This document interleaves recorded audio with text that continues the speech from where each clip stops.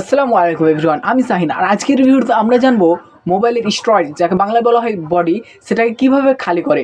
আপনার body 32 GB হতে পারে, সে বডিটা খুব তাড়াতাড়ি ফটো বা ভিডিও আপলোডের কারণে সেটা ভরে যায়, পূর্ণ হয়ে যায়।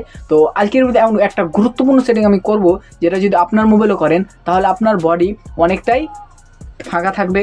তো সেই সেটিংটা করার জন্য সরাসরি আমি যাব মোবাইলের স্ক্রিনে।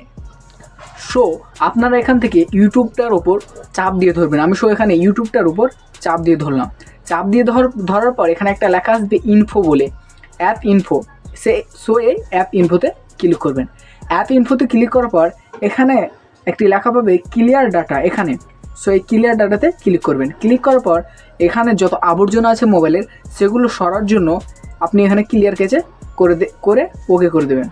তারপর আপনি আবার এই ক্লিয়ার ওয়াল ডাটাতে ক্লিক করবেন। আপনি ক্লিয়ার ওয়াল ডাটাতে ক্লিক করার পর আপনার যে ইউটিউবের ডাটা হিস্টোরি আছে সেগুলো ডিলিট হয়ে যাবে। আমি এখান থেকে ওকে করে দিলাম। আপনি যদি মোবাইলের ক্লিয়ার ওয়াল ডাটা করে দেন ইউটিউবের, তাহলে আপনার মোবাইলের বডি অনেকটাই সেভ থাকবে।